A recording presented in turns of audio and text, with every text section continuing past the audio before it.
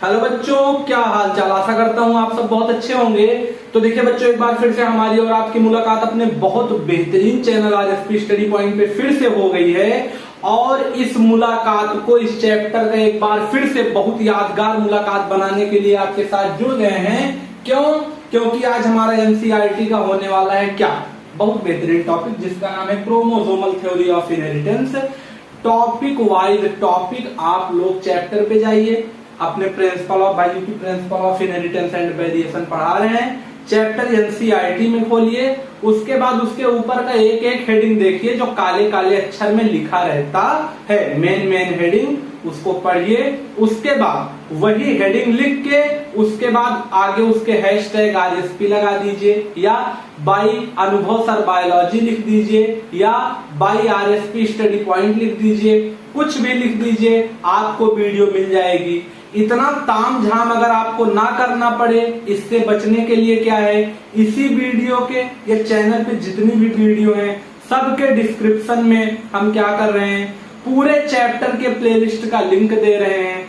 अगर संभव हो पा रहा है तो ऊपर आपको बगल में आई बटन भी दिलाने की कोशिश कर रहे हैं। ठीक, उसके बाद क्या है, व्यवस्था आपके लिए भरपूर चल रही है। हाँ, अंतर इतना है, कोई भी बहुत बड़ा काम होने में बहुत बड़ा संघर्ष और बहुत ज्यादा टाइम लगता है, लेकिन आपके लिए जितना बेहतरीन हो सकता है हम कंटेंट लाने की कोशिश कर रहे हैं और लाते रहेंगे, ये आपसे हमारा वादा है। तो आइए शुरू करते हैं अपना एक बार फिर से बहुत बेहतरीन टॉपिक जिसका नाम है chromosomal theory of inheritance from principle of inheritance and variation का लेक्चर 15। और कक्षा 12 के तो आप लोग ही हैं, क्लास 12 के।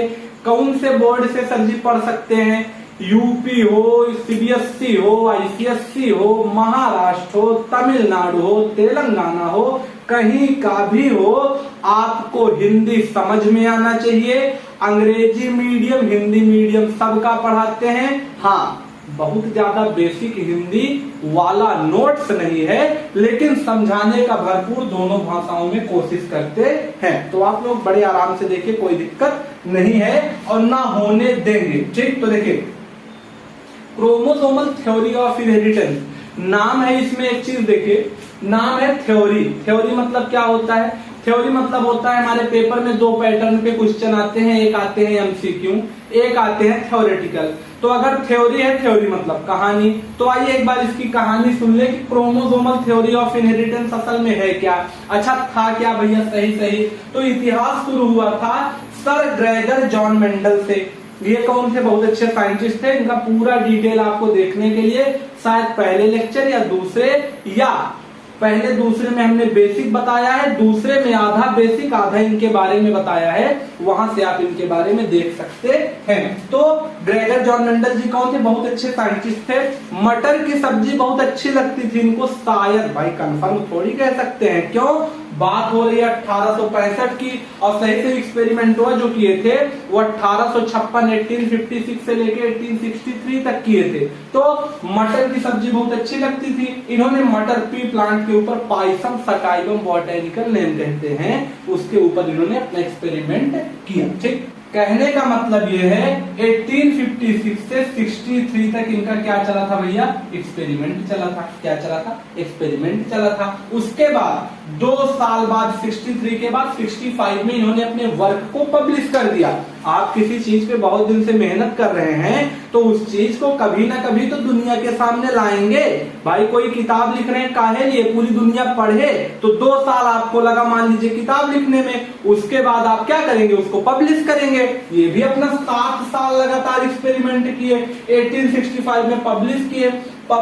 सब कुछ तो सही था, सब कुछ बहुत अच्छा था, लेकिन जब कहते हैं कि कोई आज आप नया काम कर रहे हैं और आपके बाद उसी काम को कोई 100 साल बाद करेगा तो थोड़ा सा उस समय ज्यादा टेक्नोलॉजी आएगी तो थोड़ा ज्यादा अच्छा करेगा, तो आपके काम में कुछ ना कुछ वो कमी निकालेगा। कमी मतलब जो उसके पास ज्यादा अच्छा टेक्नोलॉजी था उसी को यूज करके आपके काम को कहेगा भैया थोड़ा सा गलती है।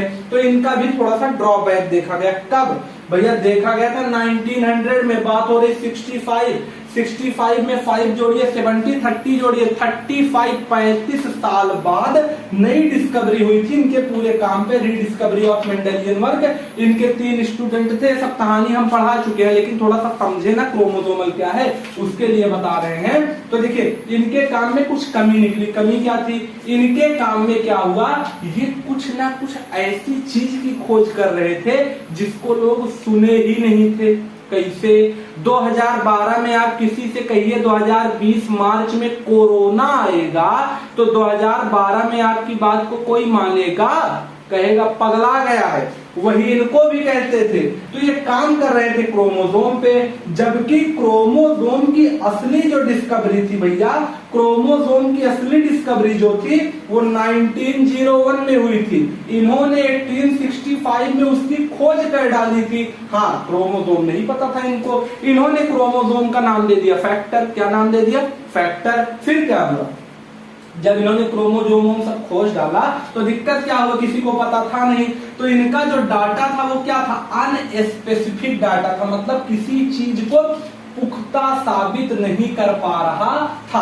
आंख से सब कुछ देखे थे लेकिन गवाही नहीं थे इनके पास, ऐसा कुछ समझ लीजिए। फिर क्या हुआ, उसको क्या हुआ, लगभग 1900 तक, जब तक क्या नहीं हो गया, जब तक की रीडिस्कवरी नहीं हो गई मेंडल के वर्क की, मतलब क्रोमोसोम की डिस्कवरी नहीं हो गई, तब तक इनके काम को कोई भी माना नहीं। तो वैसे बेकार हो गया। दूसरा इनके अंदर क्या ड्रॉबैक देखने को मिला, क्या कमी देखने को मिली, इन्होंने भैया मैथ का यूज कर दिया था। कहां?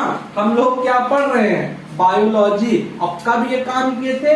1865, 1865 के साइंटिस्ट जो बायो के हों उनके आगे आप जाके गणित का पाठ देने लगे, मैथ पढ़ाने लगे, वो कहेंगे पगला गया है, और बिल्कुल पगला गया है। तो क्या कंडीशन है, मैथ को कोई मानने को तैयार नहीं था, जबकि मैथ का ये यूज किए थे और बिल्कुल प्रूव किए थे। आज के साइंटिस्ट भी बायो में मैथ का यूज करते हैं। भाई अगर बेस पेयर की जानकारी नहीं देंगे तो बेस पेयर मैथ ही तो है। एडेनिन, ग्वानिन, साइटोसिन, थाइमिन, बीच में बॉन्ड बनेगा, 5 डेज 3 डीएनए आरएनए जाएगा, मैथ ही तो है। लेकिन इनकी बात को कोई माने ही नहीं। और तीसरा चीज क्या है, इन्होंने एक टर्म दिया था कि जो इनका फैक्टर मतलब क्रोमोसोम था वो था डिस्क्रीट यूनिट। डिस्क्रीट यूनिट मतलब ये कहते थे कि ये दोनों जो फैक्टर है, मतलब tall plant, dwarf plant, TT आपस में चिपक गए हैं। क्या है? चिपक गए हैं। लेकिन डिस्क्रीट यूनिट में क्या हुआ, इनके इसको भी विवाद बनाया गया। फिलहाल इतना हम समझ गए। तो कंडीशन क्या हुआ, फिर क्या हुआ, ये बेचारे क्या हुआ, 1884 में इनकी डेथ हो गई। मेंडल सर की डेथ हो गई 1884 में। फिर कंडीशन, अब मजा आएगा, आप सुनिए जल्दी जल्दी। देखिए क्या हुआ, 1900 में इनके काम की डिस्कवरी हुई। 1901 में एक साइंटिस्ट है जिनका नाम था बोवेरी, पूरा नाम था थियोडोर बोवेरी। क्या नाम था? Theodore Boveri. आपकी एनसीईआरटी में दिया गया है, अभी सब दिखाएंगे, घबराइए नहीं। तो क्या है, बोवेरी चाचा जो थे इन्होंने क्रोमोसोम की डिटेल निकाल ली। कब निकाली? 1901 में। फिर कंडीशन क्या हुआ, 1902 में क्या हुआ, 2 साइंटिस्ट, एक तो यही बोवेरी, एक इनके मित्र जिनका नाम था वॉल्टर सटन। एनसीईआरटी या टीचर कहते हैं सटन एंड बोवेरी, दोनों साइंटिस्ट का पूरा नाम कोई नहीं लेता। सटन एंड बोवेरी नामक 2 साइंटिस्ट हुए जिन्होंने क्या किया, जब 1901 में अकेले बोवेरी ने क्रोमोसोम की डिटेल निकाली, क्रोमोसोम को खोज लिया, तब 1902 में बोवेरी और सटन ने आपस में मिलकर क्या किया, एक एक्सपेरिमेंट किया। एक्सपेरिमेंट क्या किया, जो क्रोमोसोम इन्होंने खोजा था कब, 1901 में, उस क्रोमोसोम को लिया और 1865 में इन्होंने जो फैक्टर वाली किताब, मतलब अपनी किताब पब्लिश की थी, उसको लिया।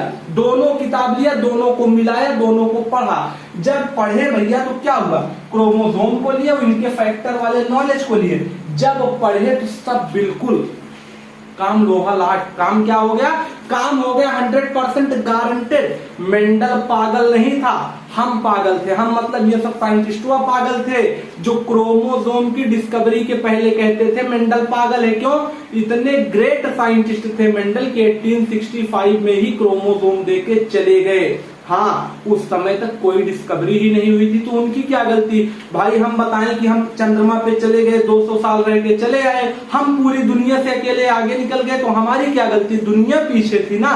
लेकिन इनकी बात को कोई मान ही नहीं रहा था। तो क्या हुआ, जब सबको पता लगा मेंडल बिल्कुल करेक्ट है, तो सबने क्या कहा, working of chromosome and factor are parallelly same on the basis of segregation. कह रहा है कि अलगाव के आधार पर, सिग्रीगेशन मतलब अलगाव, दो फैक्टर का आपस में अलग होना, दो जीन का आपस में अलग होना, अलगाव के आधार पर on the basis of segregation क्या हुआ था, क्रोमोसोम और फैक्टर काफी हद तक मिल रहे थे। एक चीज बताइए, हमारा नाम स्कूल का टिंकू हो गया और हमारा नाम घर का मिंकू हो गया, तो हम ही हैं कि हम बदल गए, नामवा अलग है ना। मेंडल ने खोजा था फैक्टर और उसके बाद बोबेरी खोज दिए क्रोमोसोम, है तो क्रोमोसोम ही नाम दो हो गया, वही मेंडल बोले। और जब ये बोले तो इस पे 3 पॉइंट मिलाए गए, और तीनों पॉइंट क्या थे, इस चैप्टर की एनसीईआरटी की किताब हम आपको लेके पढ़ा रहे हैं, देखिए हाथ में लिए हैं किताब, उनमें तीनों पॉइंट आपका यहाँ लिखा है, टेबल 5.3 बनी है, हेडिंग है comparison between the behaviour of chromosome and gene. ये है तीनों पॉइंट ए और बी। कहा गया, पहला पॉइंट क्या कहा गया है, कहा गया है फैक्टर या क्रोमोसोम अकर होते हैं पेयर में, भाई दोनों साथ में रहते हैं, सब जानते हैं, टी टी टी टी। दूसरा पॉइंट कहा गया है सिग्रीगेशन जब होता है, जब रिप्रोडक्शन होता है, तो दोनों क्या होते हैं, एक दूसरे का साथ छोड़ के अपने नेक्स्ट जनरेशन में चले जाते हैं। और तीसरा पॉइंट कह रहा है जब अलग होंगे, जैसे टी और टी हैं, तो जब ये अलग होंगे अपने नेक्स्ट जनरेशन में, तो एक दूसरे पे डिपेंडेंट नहीं करेगा। इस लॉ को कहते हैं लॉ ऑफ इंडिपेंडेंट असॉर्टमेंट। इस लेक्चर के पिछला वाला लेक्चर है, पढ़ा चुके हैं, आराम से पढ़ लीजिएगा, तो एनसीईआरटी देख लीजिएगा, कोई दिक्कत नहीं है। अच्छा, फिर क्या हुआ भैया, फिर मजा आ गया। फिर मजा क्या आया, जब ये पूरा देख दिया, अपना खोजबीन सब कर लिए, नया हेडिंग क्या आ गया, experimental verification of chromosomal theory of inheritance.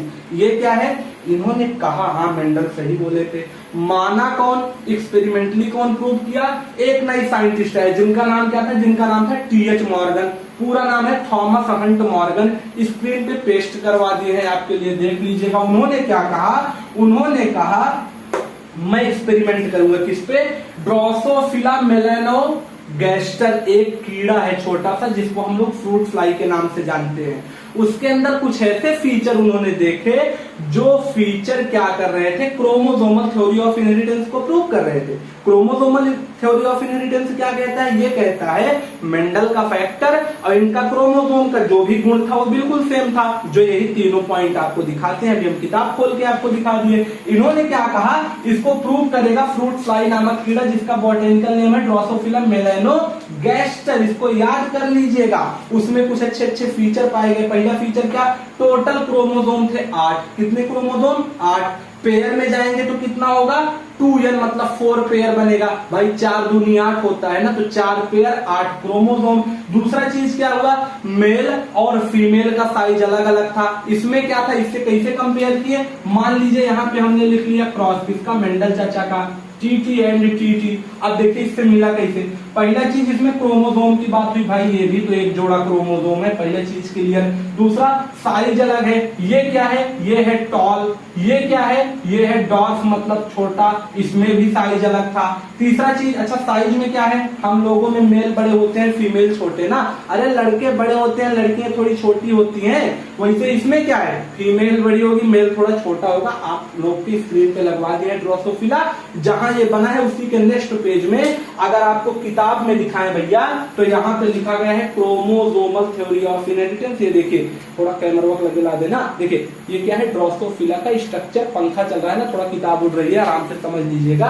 तो कंडीशन देखिए, कंडीशन क्या है इसमें, इसके अंदर क्या होता है, क्रोमोसोम, जैसे हम लोग मेल है, हमारे अंदर XY, वैसे ड्रोसोफिला के अंदर भी मेल में XY, फीमेल में XX, बिल्कुल सेम।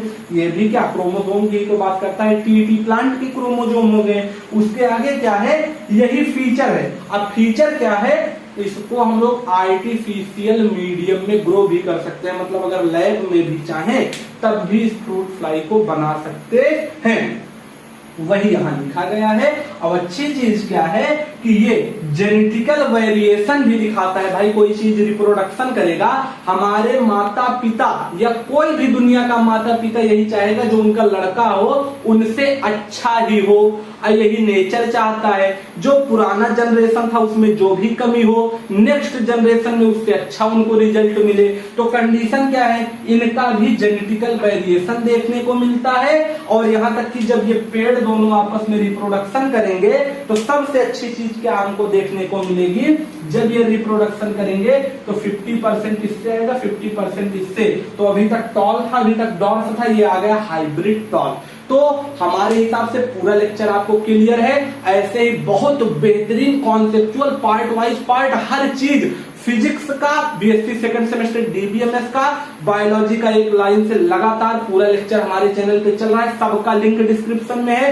अगर यहां तक आप लोग पहुंच गए हैं तो वीडियो को सिर्फ और सिर्फ लाइक, सब्सक्राइब और शेयर जरूर कर दीजिएगा। मिलेंगे नेक्स्ट वीडियो में, तब तक के लिए ओके बाय।